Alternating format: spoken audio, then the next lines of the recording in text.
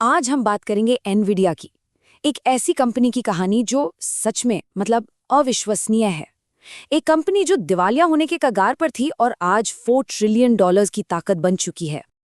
सबसे पहले इस नंबर को समझते हैं। $4.2 ट्रिलियन, ये कितना बड़ा है? इतना कि एप्पल और माइक्रोसॉफ्ट जैसी बड़ी बड़ी कंपनियां भी अब इसके पीछे हैं। और तो और दुनिया के 185 देशों की कुल जीडीपी मिला दें तो भी ये नंबर ज्यादा है। सोचिए, दुनिया के सबसे अमीर इंसान की कुल संपत्ति से भी कई कई गुना ज्यादा। तो सवाल यही उठता है ना कि आखिर एक कंपनी जो दिवालिया होने से सिर्फ 30 दिन दूर थी, वो आज दुनिया की सबसे पावरफुल कंपनी कैसे बन गई? चलिए इसी कहानी को आज समझते हैं। तो कहानी की शुरुआत करते हैं बिल्कुल शुरू से, उस वक्त से जब एनवीडिया पतन के एकदम कगार पर थी। ये बात है 1996 की और एनवीडिया के पास पता है सिर्फ 30 दिन का कैश बचा था। हालत इतनी ज्यादा खराब थी कि कंपनी के सीईओ जेनसन हुआंग को अपने कर्मचारियों को सैलरी देने के लिए बिजली के बिल तक रोकने पड़ रहे थे। जरा सोचकर देखिए, एक टेक कंपनी का सीईओ अपनी कंपनी को जिंदा रखने के लिए अपने ही ऑफिस की बत्तियां बंद कर रहा है, क्या हालत होगी? उस वक्त उनकी सबसे बड़ी उम्मीद थी एक चिप जिसका नाम था NV1। इसे एक तरह का जादुई चिप माना जा रहा था जो ग्राफिक्स, साउंड, गेम कंट्रोल सब कुछ अकेले ही संभाल सकती थी। और इसे कोई छोटी मोटी कंपनी नहीं, बल्कि गेमिंग की दुनिया की दिग्गज सेगा के साथ मिलकर बनाया गया था। लेकिन यहीं पर एक बहुत बड़ी प्रॉब्लम खड़ी हो गई, एक तरह के ग्राफिक्स की जंग। इसे ऐसे समझते हैं, मान लीजिए एनवीडिया एक खूबसूरत पेंटिंग बना रहा था जिसमें एकदम चिकनी घुमावदार रेखाएं थीं। लेकिन तभी माइक्रोसॉफ्ट आया और उसने सभी गेम डेवलपर्स से कहा कि नहीं, अब सब कुछ सिर्फ चौकोर टुकड़ों यानी ट्रायंगल से ही बनेगा। बस एनवीडिया की वो खूबसूरत कला अचानक से बेकार हो गई, क्योंकि वो नए नियमों के हिसाब से थी ही नहीं। और देखते ही देखते माइक्रोसॉफ्ट का तरीका पूरी इंडस्ट्री का स्टैंडर्ड बन गया और एनवीडिया की टेक्नोलॉजी कबाड़।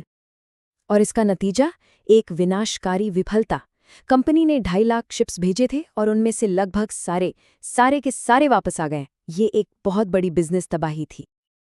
तो अब कंपनी लगभग मर चुकी थी और यहीं से कहानी में आता है पहला बड़ा मोड़, एक ऐसा जुआ जिसे कोई भी पागलपन ही कहता। जेनसन हुआंग ने अपने बचे खुचे इंजीनियरों को इकट्ठा किया और कुछ ऐसा कहा जो चिप इंडस्ट्री में कोई सोच भी नहीं सकता था।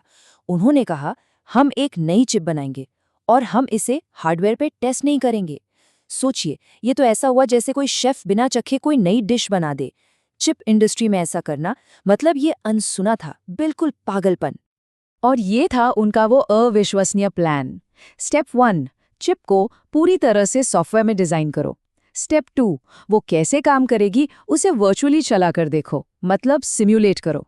स्टेप 3, डिजाइन को सीधे फैक्ट्री भेज दो मास प्रोडक्शन के लिए। और स्टेप 4, 8 हफ्ते इंतजार करो और बस एक चमत्कार की उम्मीद करो।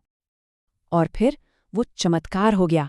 8 हफ्तों के लंबे इंतजार के बाद जब चिप आई, टीम ने उसे लगाया, पावर ऑन किया और वो चल गई पूरी तरह से। कोई बग नहीं, कोई गड़बड़ नहीं, एकदम परफेक्ट। इस चिप का नाम था रीवा 128 और ये जबरदस्त हिट हुई। इतनी बड़ी हिट कि सिर्फ 4 महीनों में एनवीडिया ने इसकी 10 लाख यूनिट्स बेच दी।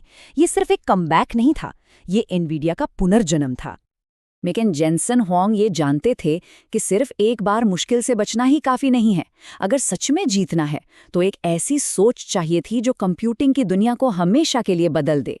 एक ऐसी सोच जो उस समय किसी और के पास नहीं थी। और फिर 1999 में एनवीडिया ने दुनिया के सामने पेश किया GeForce 256 और इसके साथ ही जन्म हुआ GPU का, यानी ग्राफिक्स प्रोसेसिंग यूनिट। ये एक खास तरह की चिप थी जिसे एक ही समय पर हजारों काम करने के लिए बनाया गया था। तो CPU और GPU में आखिर फर्क क्या है? चलिए इसे ऐसे समझते हैं। CPU जो है वो एक मास्टर पेंटर की तरह है जो एक बड़े से कैनवस पर अकेले काम कर रहा है, एक के बाद एक डिटेलिंग कर रहा है। वहीं दूसरी तरफ GPU हजारों पेंटरों की एक पूरी सेना है जो एक ही वक्त पर हजारों छोटे छोटे कैनवस पर काम कर रही है।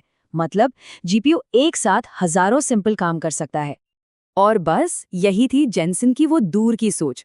उन्होंने ये समझ लिया था कि GPU सिर्फ गेमिंग के लिए नहीं है, ये तो दुनिया की बड़ी बड़ी समस्याओं को हल करने के लिए एक नए तरह का दिमाग है। जो चिप एक गेम में गोली की रफ्तार का हिसाब लगा सकती है, वो ये भी हिसाब लगा सकती है कि एक रॉकेट मंगल पर कैसे उतरेगा, या कोई बीमारी कैसे फैलेगी, या फिर कल शेयर बाजार ऊपर जाएगा या नीचे। फिर साल 2006 में एनवीडिया ने बनाया कूडा। ये एक तरह की सॉफ्टवेयर चाबी थी जो जीपीयू की असली ताकत को अनलॉक कर सकती थी। पर एक प्रॉब्लम थी। एनवीडिया ने भविष्य के लिए चाबी तो बना ली थी, लेकिन दुनिया के पास अभी तक वो ताला ही नहीं था जिसमें यह चाबी लगती। मतलब कूड़ा तैयार था, पर दुनिया को यह समझने में पूरे 6 साल लग गए कि आखिर इसका करना क्या है। और फिर उन 6 सालों के लंबे इंतजार के बाद आखिरकार वो चिंगारी जली जिसने एआई क्रांति को जन्म दिया। 30 सितंबर 2012। इस तारीख को याद रखना जरूरी है क्योंकि इसने सब कुछ बदल दिया। एलेक्सनेट नाम के एक एआई मॉडल ने एक बहुत बड़ी प्रतियोगिता में हिस्सा लिया और जो किया वो इतिहास बन गया। एलेक्सनेट ने दुनिया को 3 बहुत जरूरी बातें साबित कर दी। पहली, कि एआई सीख सकता है, बस उसे बहुत सारा डेटा देने की जरूरत है। दूसरी, कि इन एआई मॉडल्स को ट्रेन करने के लिए जीपीयूज ही एकदम सही दिमाग है। और सबसे जरूरी बात तीसरी, कि ये सब कुछ मुमकिन बनाने वाला जो सीक्रेट हथियार है वो कूडा ही था। और बस अचानक से पूरी दुनिया को वो बात समझ आ गई जिसका जेनसन 6 साल से इंतजार कर रहे थे। गूगल ने अपने सर्च को बेहतर बनाने के लिए, टेस्ला ने अपनी सेल्फ ड्राइविंग कारों को सड़क पर देखने में मदद करने के लिए और ओपनएआई ने चैट जीपीटी जैसे मॉडल्स को सोचने की ताकत देने के लिए एनवीडिया के जीपीयूज और कूडा का इस्तेमाल करना शुरू कर दिया। ये सारी बड़ी कंपनियां अपना भविष्य एनवीडिया की टेक्नोलॉजी पर बना रही थी। तो एलेक्सनेट से जो वो एक चिंगारी निकली थी, वो आज एक ऐसी आग बन चुकी है जिसने एनवीडिया को $4.2 ट्रिलियन की कंपनी बना दिया है। एक एकेडमिक सफलता ने एक बहुत बड़े बिजनेस एम्पायर की नींव रख दी। और आखिर में ये पूरी कहानी एक इंसान के जुनून और दूर की सोच पर आकर टिकती है। जैसा कि जेनसन हुआंग खुद कहते हैं, एनवीडिया मेरे जीवन का काम है। तो ये सिर्फ एक कंपनी की कहानी नहीं है, ये इस बात का सबूत है कि कैसे एक हिम्मत भरी सोच और अटूट विश्वास सच में दुनिया को बदल सकता है।